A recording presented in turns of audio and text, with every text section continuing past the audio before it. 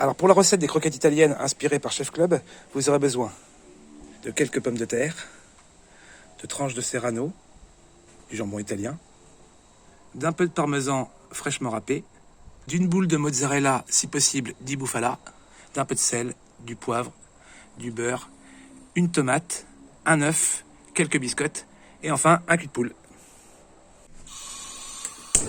Commencez par faire bouillir des pommes de terre si possible de même calibre et entaillez-les dans le sens de la longueur afin de faciliter l'épluchage.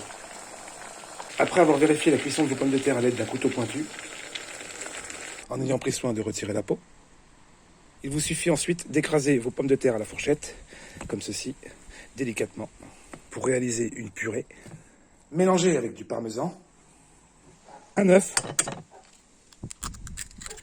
une pointe de sel, un peu de poivre, et mélangez le tout de manière à obtenir une purée bien homogène.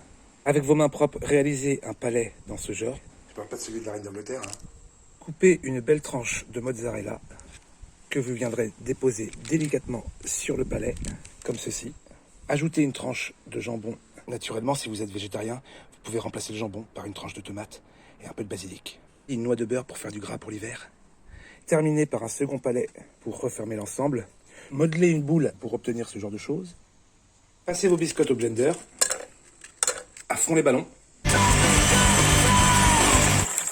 Pour obtenir une chapelure aussi délicate que possible.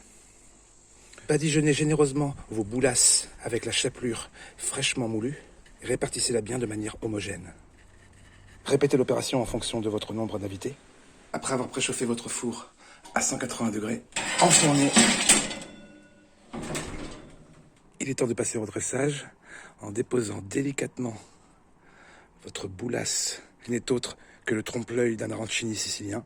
D'ajouter 2 rondelles de tomates, de la cœur de bœuf, si possible de votre jardin, et de rajouter non pas un poil d'huile d'olive, mais un filet d'huile de sésame, agrémenté de quelques gouttes de velouté de balsamique, tout en saupoudrant d'un nuage de basilic, d'une feuille de laurier pour la déco. Il ne vous reste plus qu'à déboucher une bonne bouteille d'un récoltant des Côtes-du-Rhône et de vous servir une petite larme avec un Doliprane. On n'est jamais trop prudent. Bon appétit. Ça fait jamais comme à la télé, putain. N'hésitez pas à vous abonner à ma chaîne.